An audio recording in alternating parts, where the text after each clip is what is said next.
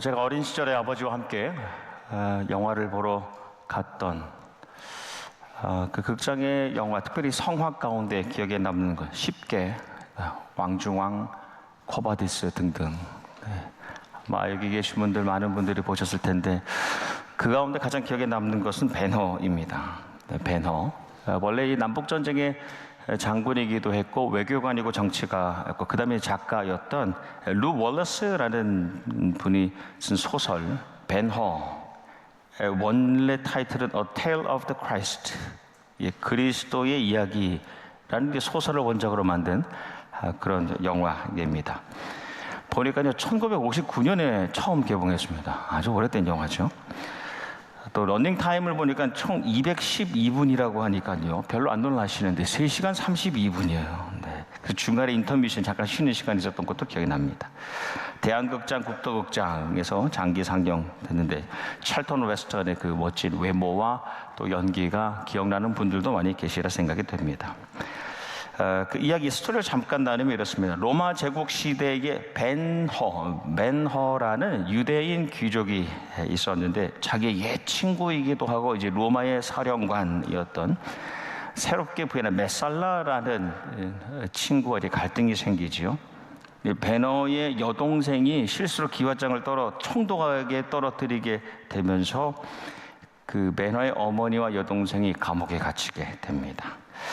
그리고 베너는 노예로 팔려가요. 노예로 팔려가서 무슨 일을 했냐면 로마 함선, 그 배에 노를 젓는 일을 했죠. 근데 전투 중에 해전 가운데에 그 제독을 살려내면서 제독의 양자가 되고 이 로마 시민이 됩니다. 그렇게 지내다가 이 가족이 궁금해졌어요. 그래서 이스라엘로 돌아와서 봤는데 어머니와 여동생이 극심한 고통을 경험하고 있다는 것을 알게 됩니다. 베너가 복수를 결심하죠. 그래서 우리가 잘 아는 그 전차 장면 있잖아요. 베너와 메살라 사이의 그 전차 경주에서 승리합니다. 그런데 여전히 어머니와 여동생은 이 문둥병자들이 살아가는 골짜기에 살고 있었어요. 그래서 베너가 병을 고치시는 예수라는 분이 있다는데 병 고치는 예수를 찾아가 봐야 되겠다 해서 그분을 찾아갔는데 예수님께서는 십자가를 지시고 골고다 언덕을 오르고 계셨어요. 베너가 그때 그 예수님을 보면서 물을 가져다 드리죠. 물을 가져다 드리는데 보니까 그분은 이미 오래전에 자신이 노예로 끌려갈 때 그 광야에서 나에게 물을 건네주셨던 분이라는 것을 알게 됩니다. 그리고 예수님께서 십자가에 못 박히실 때에 베너의 여동생과 어머니의 병이 완전히 치유되는 기적이 일어나죠. 이 베너 영화를 보면 놀라운 것이에요. 예수님이 2번 등장하세요. 근데 2번 등장하시는데 요즘 영화를 보면 예수님 얼굴이 그냥 멋있게 나오잖아요. 근데 예수님의 얼굴이 등장하지 않아요. 예수님의 모습이 그렇게 드러나지 않습니다. 근데 우리가 느껴요. 주님이시구나. 먼저는 베너가 노예로 끌려가다 광야에서 목이 말라서 쓰러졌을 때 그에게 오셔서 물을 건네주실 때 처음 등장합니다. 두 번째는 그 다음에 세월이 지나서 골고다 언덕길에 이 십자가에 눌려 넘어진 예수님께 베너가 물을 건네드릴 때 나오십니다. 그러니까 처음부터 마침까지 항상 주님은 거기에 계셨던 거예요. 물을 드린다는 것, 물을 받는다는 것은 생명을 살리는 겁니다. 다시요, 물을 준다는 것은 영적인, 육적인 생명을 살리는 상징 행위입니다. 영화를 이제 세월이 지나서 제가 다시 해석하게 됩니다. 무슨 뜻이 있었나? 첫 번째, 우리가 원래 물을 주는 사람이 아니라는 거죠. 우리는 먼저 주님으로부터 물을 받아서 그 물로 살아가는 사람들이라는 거예요. 두 번째, 내게 왜 물을 주셨나 말이에요. 내게 왜 물을 주셨나? 그것은 우리가 받기만 하는 자로 살 뿐 아니라 내가 받은 물을 결국 다른 이에게 전하게 하기 위하여 나를 물 마시게 하셨다는 거예요. 마지막 세 번째 보면 놀라운 것이 우리가 물을 건네줍니다. 이 베너가 누군지 모르고 줘요. 근데 그 물을 받아 먹는 분은 주님이셨어요. 우리가 잘 아는 마태복음 25장 말씀, 그 종말 심판날에 오른편 양의 무리에 속한 사람들, 자기가 어떤 사역을 감당했지만 내가 누구를 위하여 무엇을 하고 있는지 잘 알지 못하는 가운데 주님께서 그들에게 임하신 그들의 칭찬, 너희가 내게 목마를 때 마시게 하였다. 너희가 형제 중에 지극히 작은 자 하나에게 한 것이 곧 내게 한 것이다 라고 하신 것 같이 평생 우리가 감당해야 할 이웃을 위한 사명, 그들에게 물을 건네주는 것, 그들의 영적 육적 생명을 살리는 사명은 곧 주님을 위한 사명과 다름이 아니다 같다라는 교훈입니다. 지난 몇 달 동안 저뿐 아니라 우리 모두의 이 화두라고 할까요? 우리가 지금 관심을 가지고 있는 것은 AI, Artificial Intelligence, 인공지능입니다. 마치 우리 인간의 그 지능을 넘어서서 생각하고 우리 인간을 넘어서서 학습하고 때로는 판단하고 결과를 내놓는 인공지능이 우리 신앙인에게, 우리의 신앙에 어떤 영향을 끼칠까에 대해서 우리가 깊이 고민하기 시작했죠. 우리의 신앙, 하나님 신앙을 강화할 것인가 약화할 것인가 말이에요.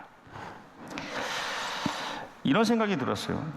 요즘에 피지컬 AI라고 해서 육체적인 그런 AI, 그 기술이 로봇과 합쳐지면 이제는 그 인공지능으로 로봇이 알아서 자기 일들을 다 하는 겁니다. 가사 집안일도 하고요, 직장에서 생활에서 일도 합니다. 교회에도 우리가 지금 섬김으로 육체로 감당하는 섬김 많은 사역들을 이 피지컬 AI가 결합된 로봇이 할 수 있는 날이 멀지 않았다는 거죠.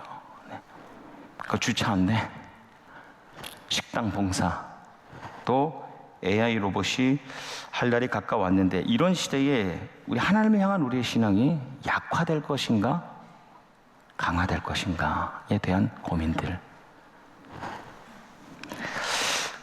그래서 제가 이 질문을 한번 AI에게 또 물어봤어요. 컴퓨터에, GPT에. 그러니까 응답이 이렇습니다. 인공지능 시대는 신앙이 사라지는 시대는 아닙니다 라고 답을 해요. 무엇을 신뢰하느냐, 누구와 동행하는가가 더 분명히 드러나는 시대가 될 것입니다.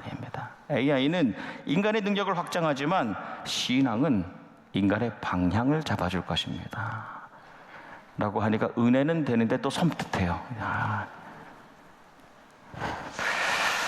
이 양날의 검과 같은 AI, 올바른 방향을 잡은 사람들, 그 사람들의 공동체는 계속해서 사명을 감당하는 능력이 될 겁니다.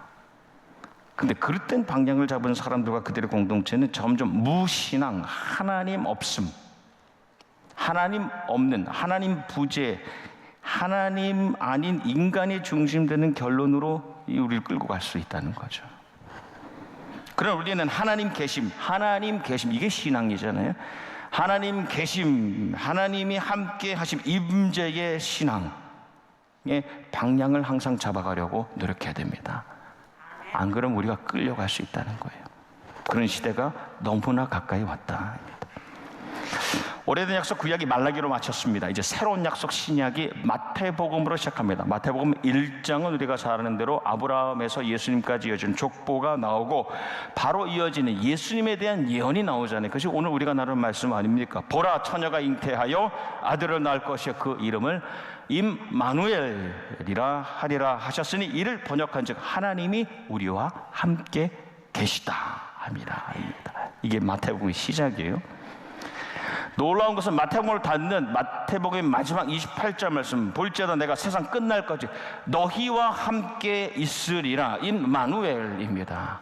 그래 마태복음은 하나님께서 우리와 함께 계시다라는 임마누엘로 시작해요. 그 약속으로 시작하고 또 마태복음 동시에 내가 세상 끝날까지 항상 너희와 함께 있으리라라는 임마누엘의 약속으로 괄호를 닫습니다. 그래서 마태복음은 임마누엘 복음서라고 합니다. 임마누엘과 임마누엘 사이에 나타나는 예수님의 삶, 그분의 말씀, 그분의 사역을 온통 하나님께서 그분과 함께 하심을 드러나는 그 방향으로 보여집니다. 임마누엘과 임마누엘, 그 안에 예수님의 삶.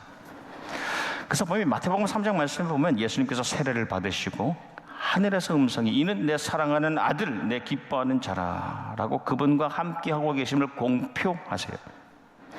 4장 말씀 보면 예수님께서 시험을 당하시는데 홀로 가시는 것이 아니에요. 시험 당하시기 전에 하나님의 영 성령님께서 이끄셔서 광야로 나아가시게 됩니다. 우리가 너무너무 사랑하는 마태복음 5장과 그리고 7장까지 이어지는 산상수훈, 하나님과 함께 살아가는 삶의 모습 아닙니까? 하나님과 함께 살아가는 사람의 삶의 정수를 보여주고 있는 거 아니에요? 그게 산상수훈이죠. 시작 말씀에 보면 예수님께서 내가 하나님의 영 성령님을 힘입어 귀신을 내쫓는 것이다 라고 말씀하세요. 홀로 되지 않으셨다는 겁니다. 18장 말씀에 놀라운 선언, 두세 사람이 내 이름으로 모인 곳에는 나도 그들 중에 있느니라. 임마누엘입니다. 한 사람뿐 아니라 그 여러 사람이 모인 그 공동체에 하나님이 함께하심, 공동체적인 임재 임마누엘, 내가 그들과, 그가 아닌 그들과 함께하심을 가르쳐 주십니다. 놀라운 일이죠. 역으로 보면 27장 말씀에 예수님께서 십자가에 달리셔서 가상칠언, 그 십자가 위에서 7개 말씀 가운데 마태복음에 기록된 말씀, 특별히 마태복음에 기록된 엘리 엘리 라마 사박다니, 나의 하나님 어찌하여 나를 버리셨나이까. 임마누엘이 부정되는 자리예요. 하나님께 스스로 버림받으심으로 그 하나님이 부재한 그 자리가 얼마나 참혹한가. 그 처연함, 그 괴로움과 외로움을 그 십자가 위에서 친히 보여주신다는 겁니다. 하나님이 부재한 그 자리가 얼마나 처연한 것인가. 그래도 한 장 넘기면 마태복음 28장 그 마지막 말씀, 예수님께서 임마누엘 세상 끝날까지 함께 하심을 다시 약속하시면서 끝납니다. 근데 놀라운 거예요. 임마누엘은 너희만 가지고 있는 것이 아니라는 겁니다. 하나님이 함께 하시는 그 삶은 너희만 누리도록 된 것이 아니라 그것을 전하도록 우리에게 위임되었다. 우리에게 임마누엘의 삶을 전하도록 맡겨주시고 떠나가시는 겁니다. 놀랍지 않습니까? 여러분, 함께 하심을 느끼잖아요. 우리 하나님이 내 삶에 함께 하신다라고 느낄 때에 실제적으로 열리는 열매 맺는 결실은 기쁨입니다. 우리의 삶에 하나님이 함께 하심을 느끼면 기쁨이 찾아옵니다. 처음 그 임마누엘, 예수님을 처음 만났던 그 마국간의 목자들과 동방에서 온 박사들은 그전에 느끼지 못했던 기쁨을 경험합니다. 마지막 임마누엘, 예수님을 다시 만난, 마지막에 예수님을 다시 만나는 그 빈 무덤의 여인들, 그리고 그 제자들은 이 죽음까지도 넘어서는 기쁨을, 죽고 난 다음에도 계속 이어지는 영원한 기쁨, 그리고 영락이라고 하지 않습니까? 그 영락을 경험합니다. 말씀해 보면 제자들이 주를 기뻐하더라입니다. 지난주도 보면 우리가 참 기쁜 일들이 많았습니다. 그렇죠? 근데 우리의 기쁨, 우리 삶의 기쁨의 가장 근원은, 그 기저의 가장 그 근원이 되는 기쁨은 무엇이냐? 그것은 임마누엘로부터 비롯됩니다. 하나님이 내 삶을 버려두지 않고 함께 하신다는 것이 모든 기쁨의 근원이 됩니다. 하나님께서 살아계셔서 지금 여기에 함께 하심을 느끼면서 우리의 삶의 기쁨이 시작됩니다. 그래서 이 임마누엘, 하나님의 함께 하심은 내가 살면서 느끼는 기쁨의 기준이 돼요. 분별할 수 있는 아주 중요한 기준이 됩니다. 이게 쾌락인가 방락인가, 아니면 정말 하나님이 함께 하시면서 느껴지는 희락 또는 영락인가를 분별하게 만듭니다.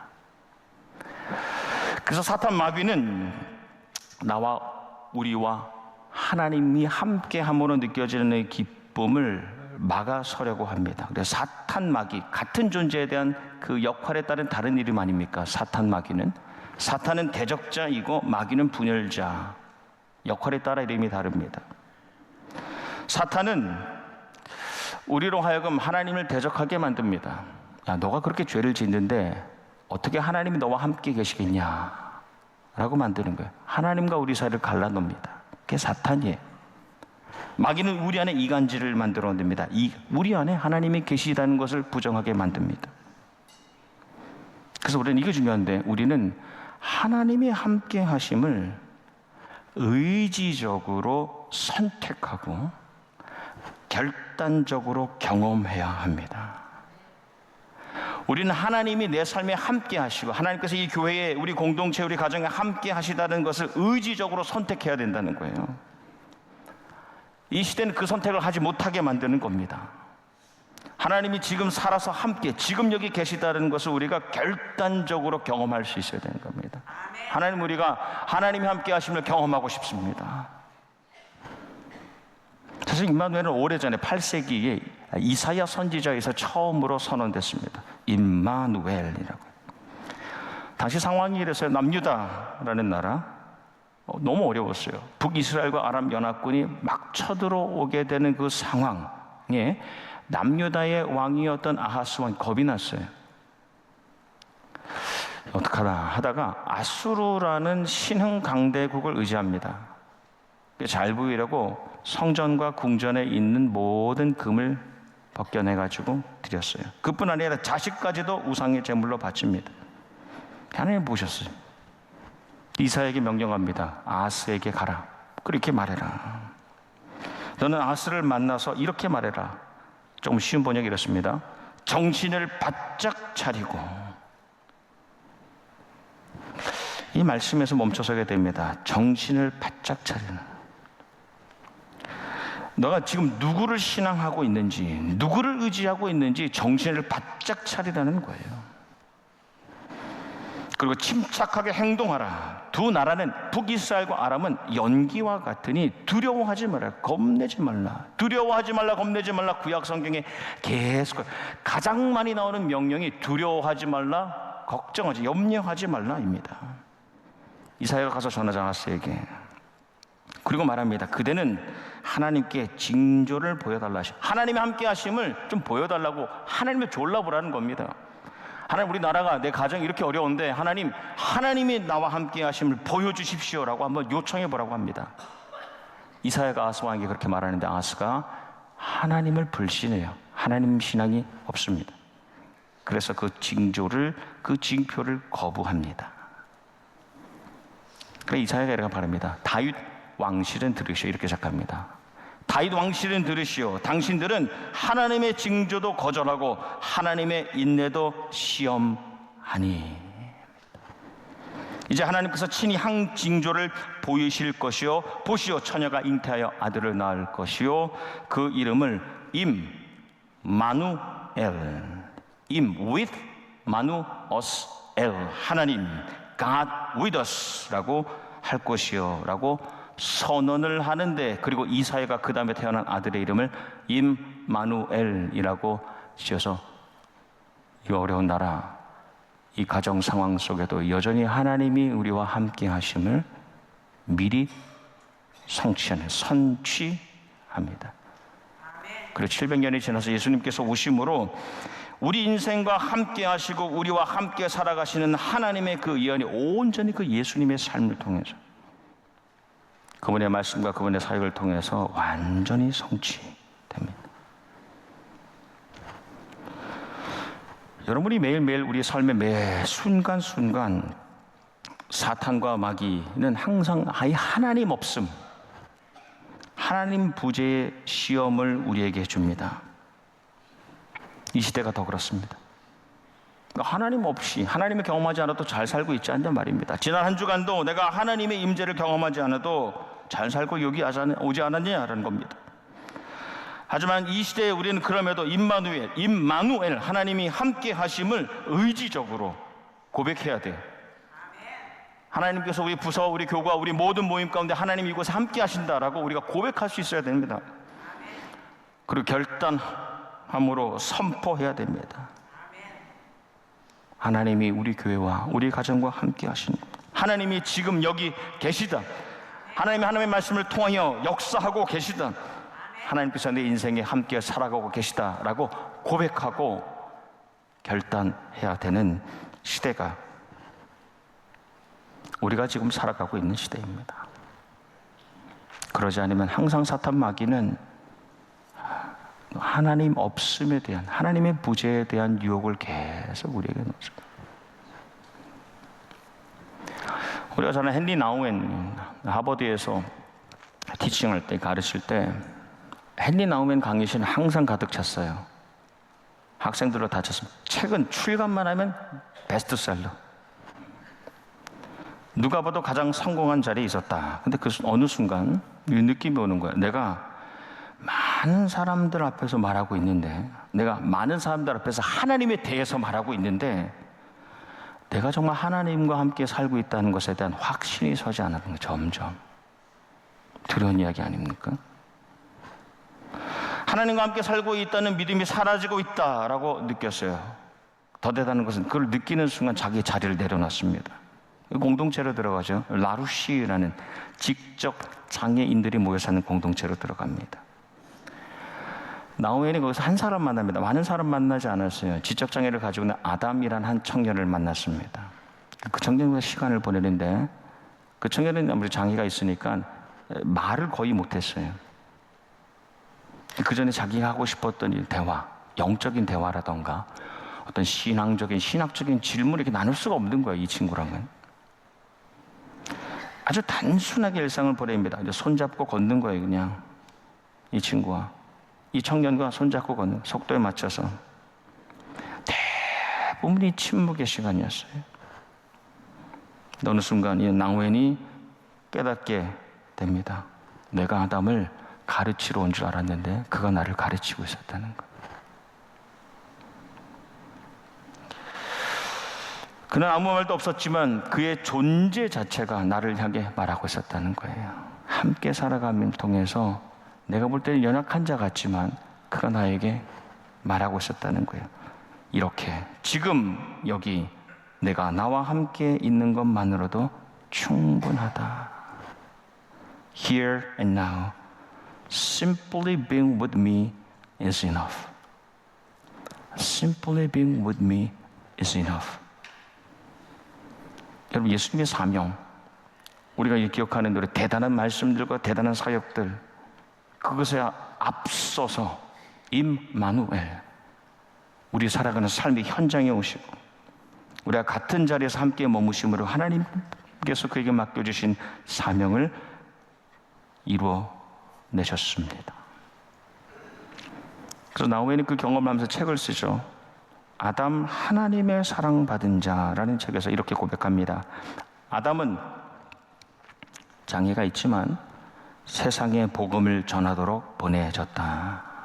그것은 예수님의 사명과도 같다. 너무나 단순하고 조용하며 독특하게, very simply, quietly, uniquely, 자기 삶 그 자체를 통해서 하나님의 신비를 선포했다. 그것은 무엇이냐? 나는 소중하고 사랑받아 온전하고 하나님이 나를 낳으셨다는 것, 하나님이 낳으신 자라는 것이다 입니다. 내가 볼 땐 별거 아닌 사람인데 그를 통해서 하나님의 함께 하심을 자기가 느낀 거예요. 내가 그와 함께 하고 싶어 했는데 오히려 그를 통해 하나님이 나와 함께 살아가고 계심을 느끼면서 삶의 방향이 바뀌는 겁니다. 임마누엘을 공유하는 삶으로, 임마누엘을 유통하는 방향으로 전환됩니다. 주님이 함께 하신다는 그 확신 안에서 우리는 살아가야만 합니다. 왜냐하면 그렇지 않으면, 의지적으로 결단적으로 고백하고 선포하지 않으면 이 시대가 우리를 너무나 하나님 없는 삶으로 이끌어가기 때문에 그렇습니다. 그래, 우리의 승리는 하나님과 동행하는 삶에만 있습니다. 우리의 승리는 세상에 있지 않아요. 우리의 승리는 물질의 자본이 있죠. 우리의 승리는 오직 하나님과 함께하는 삶 안에서만 발견될 수 있습니다. 제가 설교 서두에 이 AI에게 썼던, 질문했던 그 답, 그리고 거기에 대한 응답에 제가 동의합니다. 인공지능의 시대에는 신앙이 사라지는 시대가 아닙니다. 우리가 무엇을 신뢰하는가, 우리가 정말 누구와 동행하는가를 더 분명히 드러내는 시대가 될 것입니다. 모두가 또 각자가 하나님 없음, 하나님 부재의 상황에 너무나도 익숙해져가는 이 시대에 하나님께서 우리와 함께 하심, 그분의 능력, 죽어가는 영혼에게 생명의 물을 전하는 그 능력, 끝날까지 강력하게 사명을 감당하는 교회로 우뚝 서 가기를 주님의 이름으로 축복합니다. 우리의 구체적인 삶이 하나님의 살아계심, 하나님의 역사하심을 세상에 보여주는, 전파하는 온전한 도구의 새로운 한 주, 또 새로운 한 달이 되시기를 주님의 이름으로 축복합니다. 아멘.